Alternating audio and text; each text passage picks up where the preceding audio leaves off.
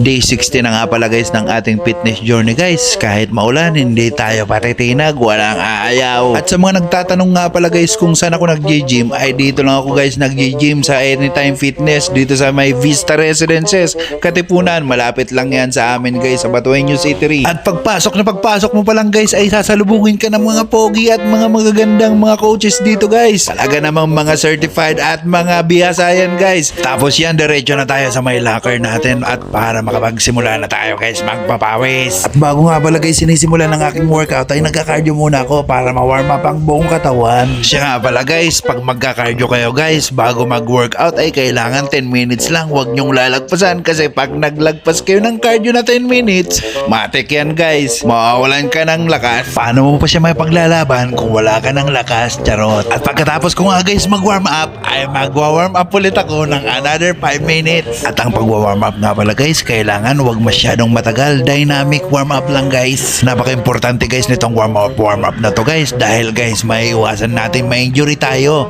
at baka tayo ay mapilayan mamaya. At pag tayo guys ay napilayan, paano pa natin nahabulin ang taong ayaw naman sa atin talaga, charot. At kung mapapansin nyo nga guys, puro pa ang aking wina-warm up dahil leg day ko ngayon. Kailangan nating ma-stretch ng mabuti ang aking legs para pag iniwan tayo ay hindi tayo matutumba basta-basta, charot. At kung mapapansin nyo nga guys, day 60 ko na pero mayroon pa ring taba sa tiyan at sa may boobs. Pero ayos lang yan guys dahil nagbabawas naman tayo ng timbang from 128 ngayon ay 116 na lang. Ang importante ay walang ayaw kahit anumang mangyari, di kagaya ng jowa mo, iniwan ka nang wala man lang paalam mo, taray. So diretso na nga tayo guys sa first workout natin guys. Ipaglalagay na nga natin itong mga plato at simulan na natin ang Smith Machine Squat. Itong leg day nga pala guys, ito ang ayaw na ayaw ko kasi alam kong 2 days akong hindi makakalakad ng maayos nito. Pero kailangan natin itong gawin guys kung ayaw natin magaya kay Johnny Bravo, malaki ang katawan pero maliit ang paa. At ang susunod natin guys na workout ay barbell Romanian deadlift para sa ating hamstring. Alam nyo ba guys na nakaka-addict ang pag-gym lalo kung may nakikita ka ng mga progress, hindi kagaya ng jowa mo, hindi nag-progress, charot. At sa mga nagtatanong nga pala guys kung bakit ako biglang